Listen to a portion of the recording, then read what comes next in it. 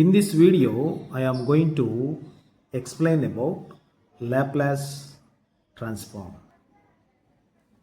Suppose I am going to take a function named f of t which is in variable t.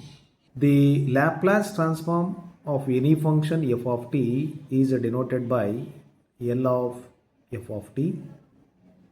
It is defined as equals to integral 0 to infinity e power minus st f of t dt. This is the Laplace transform of the any function f of t. Here s is any real or complex constant. It is denoted by f bar of s or capital F of s also. Therefore, L of f of t equals to f bar of s or capital F of s. This is the notation for this formula. And this is equation number 2. I am going to multiply L inverse on both sides. We have L inverse L of f of t equals to L inverse of f bar of s. L into L inverse is always 1. That's why here f of t equals to L inverse of f bar of s. This notation indicates the inverse transform of the function f bar of s. So equation 1 indicates Laplace transform of the function f of t formula. F bar of s is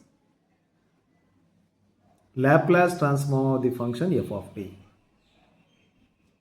Here f of t is inverse Laplace transform of f bar of s. Notations: L indicates Laplace transform and L inverse indicates inverse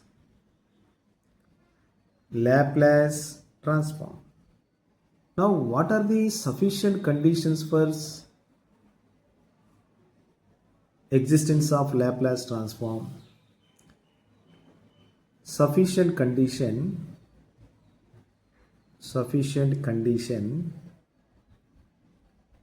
for existence of Laplace transform. For the existence of Laplace transform of any function should follow the following rules. The first rule is the function f of t should be piecewise continuous, or the other name for piecewise continuous is sectionally continuous. So what is the meaning of piecewise continuous or sectionally continuous? Is suppose the graph of the function f of t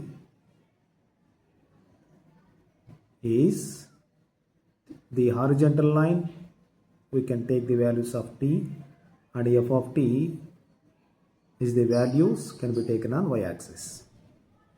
Suppose on horizontal line we have the points like this: alpha, t1, t2, t3, beta. For each 2 points we divide a section, means a partition. Alpha to t1 is one partition or one piece. t1 to t2 is the another piece. t2 to t3 is the one more piece, and T3 to beta is another piece, means these are all pieces. So conclude that the x-axis or t-axis can be cut into pieces. That is the meaning of piecewise. What is continuous? In each piece, in each of these pieces, it is continuous. The function is continuous like this. In each of the piece, the function is continuous. This continuous indicates piecewise continuous or sectionally continuous. And the second point is the function f of t should be exponential order. What is exponential order? The function f of t is said to be is of exponential order.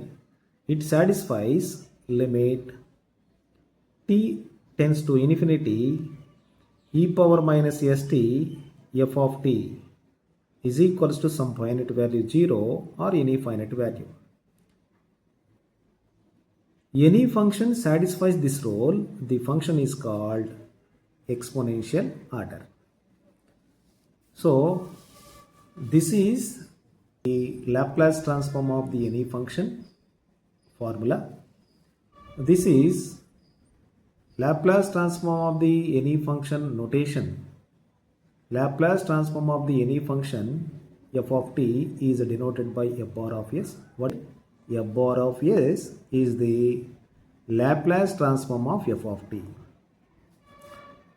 What indicates equation 3? F of t is inverse Laplace transform of f bar of s.